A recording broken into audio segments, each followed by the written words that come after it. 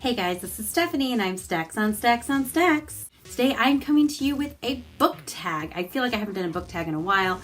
It is the Stranger Things book tag and I was really excited to do this. I think I discovered this in the spring actually, and I was like, okay, I'm gonna save it and I'm gonna do it in October because the second season comes out on Halloween. So I am super excited about that. When my husband and I first found this, I think I watched the first episode and then I was like, sweetie, we need to watch this. And I think in a matter of like 4 days, in the evening only, because we work all day, we binge watched this TV show super fast. So I've really been looking forward to the second season because it leaves you on such a great cliffhanger. This is a tag that was created by Sarah Sunbeams and I will leave her link down below to the original tag.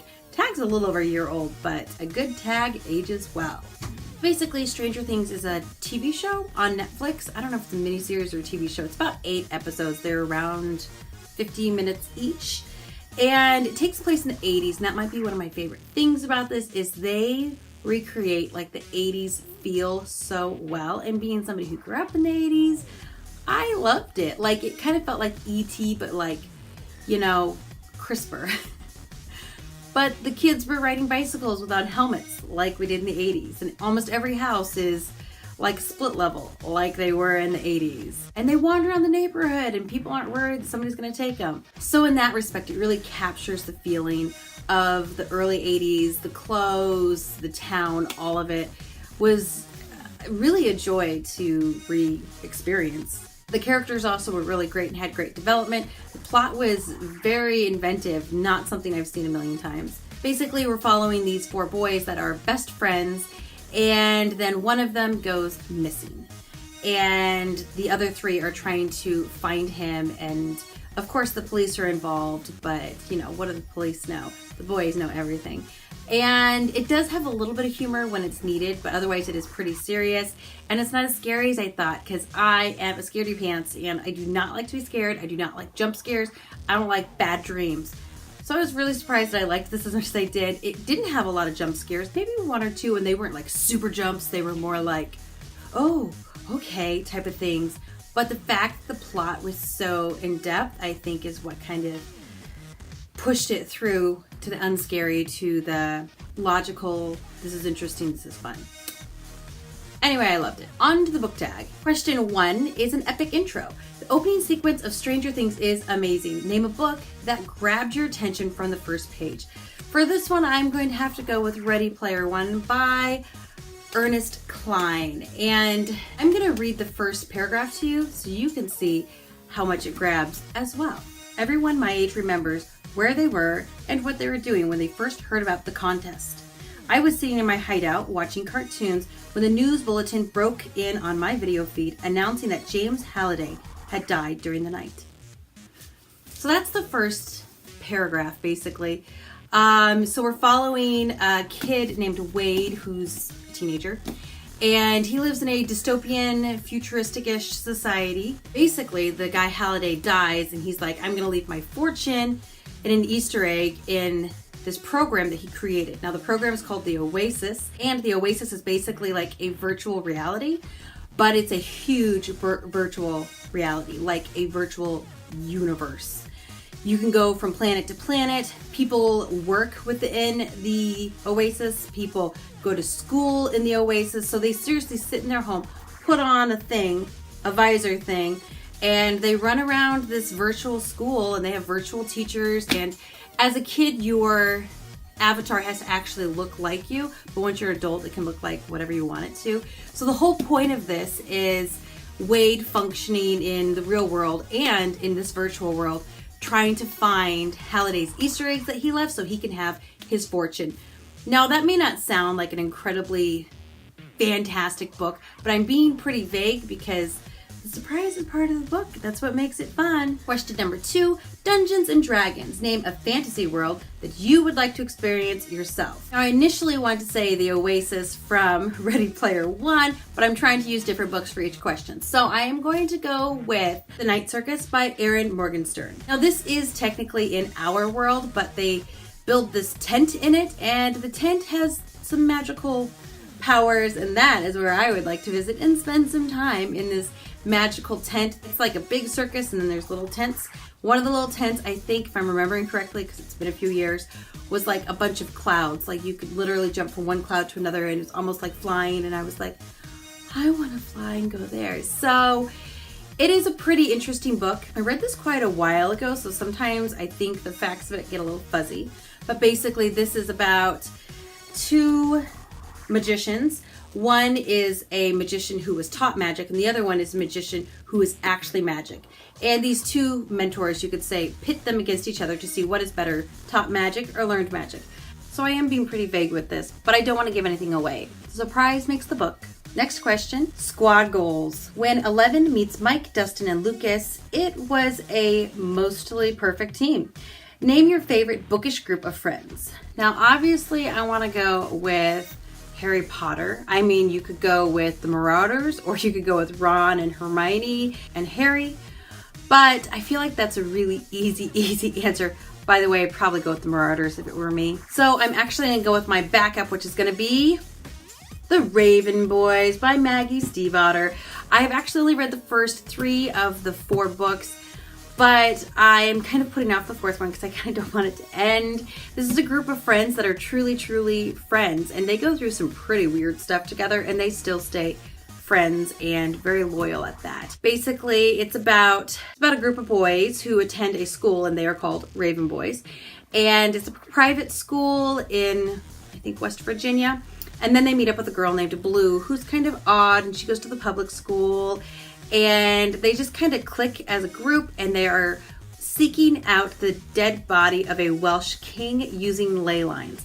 It's a very complicated explanation. I will say when I went into it, I didn't completely know what it was about, but I probably enjoyed it more because of that. And then each book you get a new plot, a new everything, and the characters are amazing. Number 4, ABCs and Christmas Lights. Joyce Byers goes mad with grief after Will goes missing. Name your favorite mentally unhinged character.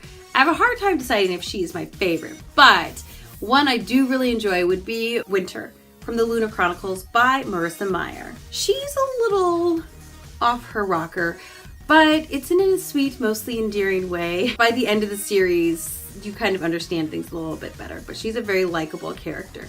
The Lunar Chronicles starts with the first book, which is Cinder, and basically it follows the story of Cinderella in a futuristic world where people live on the moon. Those are called lunars. And she lives in New Beijing, and she is part android, part human. So she's kind of a second-class citizen for that reason, not because she's poor, though she is poor too. And along the way of her adventures, she makes friends and meets friends, and the whole series is worth reading. I don't want to go into too much detail. It's fantastic. Read it, you'll enjoy it. Question number 5, The Upside Down. Name a book that was the opposite of what you expected.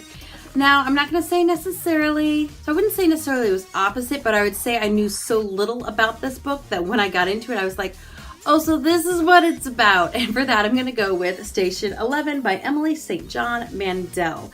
I really enjoyed this book.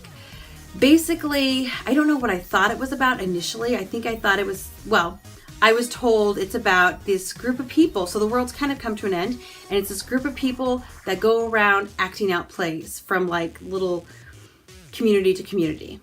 That's what I was told. And it's not a bad description, but it's really not what the book is about. If I do go into more detail, I do feel like I'd be spoiling because I enjoyed the surprise aspects of it. But basically, a plague wipes out most of the world, and we are left living in a world without electricity and cars and things like that. And people are just having to make it work. And there is a group that does do Shakespearean plays and an orchestra that travel from settlement to kind of, bring joy and culture to people's lives. And we kind of follow them, but this is a very multi-perspective book. I think we follow like 6 or 7 different perspectives. So that's all the description I'm going to give you. That's all I had. I wouldn't call it completely upside down, but there's so much more than that. Number 6, Mad Scientist. Dr. Brenner likes to get freaky with humanity.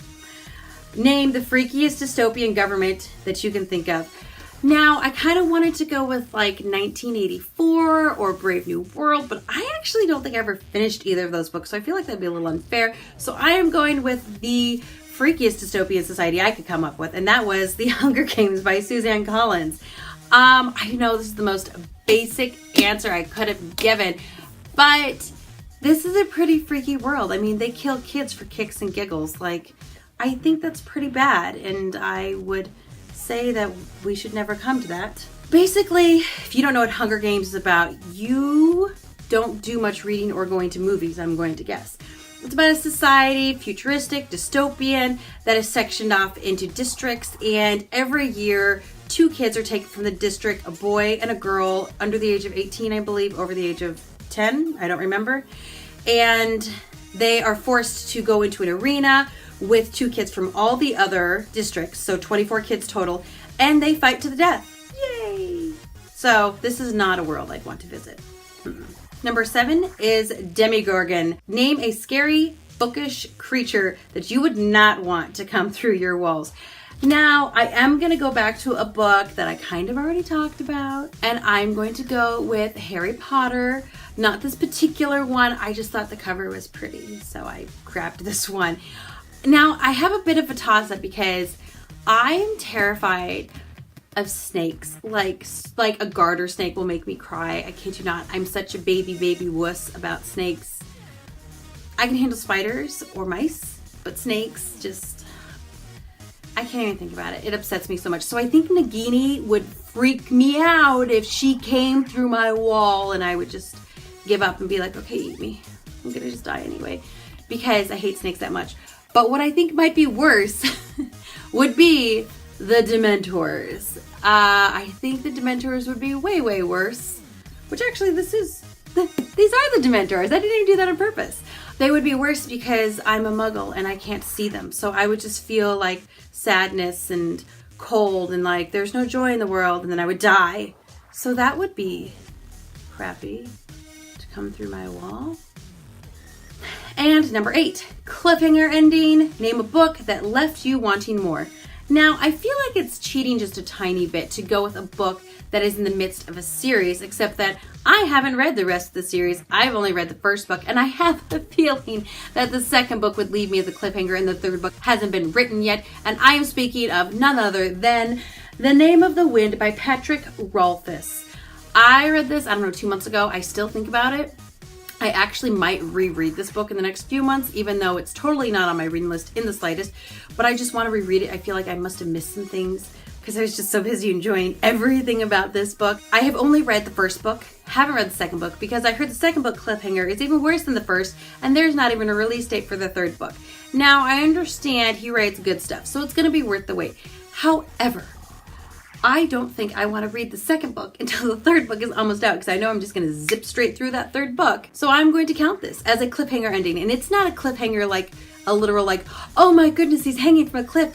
What should we do? It's a cliffhanger is like, but what happens next? I want to know more. Just a really well written book as well. Basically, it's about a guy named Kvolf who is kind of retelling his story of his life to a guy who's writing it down for posterity. So we kind of go on his journey from childhood up, and this book stops when he's like 15 or 16 years old. And I know you're probably thinking, what could possibly be so interesting? It happens between the ages of 5 and 15. A lot, actually. And it just keeps you going. It is more of an epic novel. It's not like an action-packed, go-get-'em kind of book like Six of Crows is. It's definitely more of a paced, enjoyable, I'm liking this. I like this world. I like these characters. This is fun. This is interesting kind of book. So that is it. Those are all of the Stranger Things that I have to talk to you guys about today. I loved doing this tag. It was so much fun. I double guessed, triple guessed myself on every answer thinking, is this possibly the best answer? And I'm sure I'll fall asleep tonight thinking of better ones, but this is what you're getting. Thank you guys for watching. You are the best. I totally appreciate it. Please feel free to leave a comment down below with the scariest thing to come through your walls. That was probably the funnest question I had. I kept thinking of thing after thing after thing, and then I scared myself. For reals. Please feel free to like if you liked, and you can click subscribe if you want to be notified when I have new videos. I usually post videos on Tuesdays and Fridays, so you can plan to see me then. Goodbye, friends.